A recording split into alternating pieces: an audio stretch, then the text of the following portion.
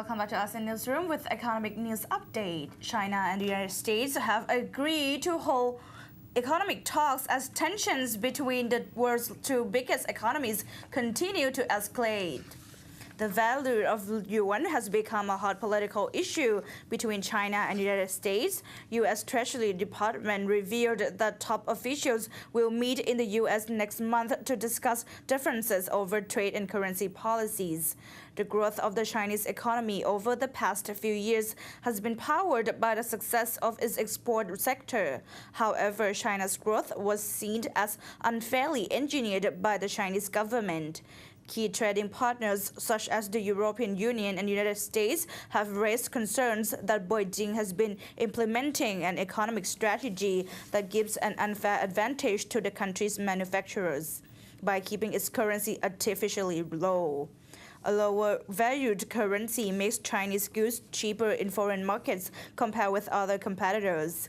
China, the world's biggest exporter, has been allowing the yuan to slowly appreciate against the US dollar, but not as much as the decision makers in Washington and Brussels would like.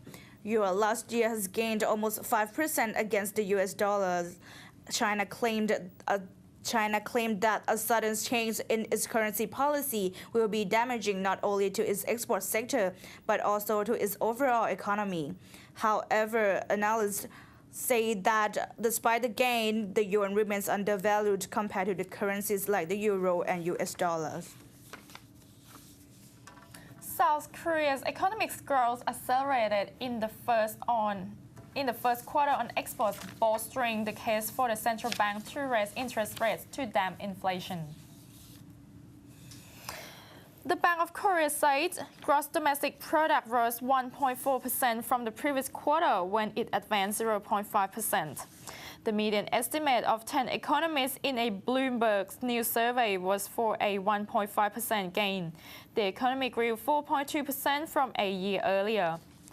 Rising food and energy costs and inflows of capital are impeding President Lee Myung-bak's war on inflation, with price increases breaching the central bank's 4% target each month this year.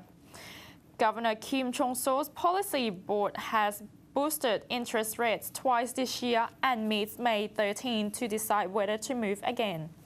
Jun Park, an economist at Woori Investment and Securities Co. in Seoul, said before the release that inflation pressures will persist and so the central bank should keep raising rates, and another rate hike is highly possible next month.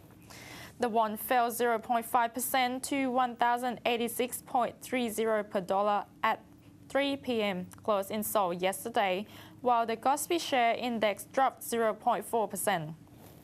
The South Korean currency dropped the most in 2 weeks yesterday, paring gains this year to 3.7% after the financial regulator said it will audit holdings of currency derivatives at 4 banks.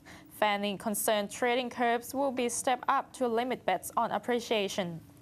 While the won's gain have helped to limit inflation, officials may be concerned that more increases may hamper exporters such as Samsung Electronics Co.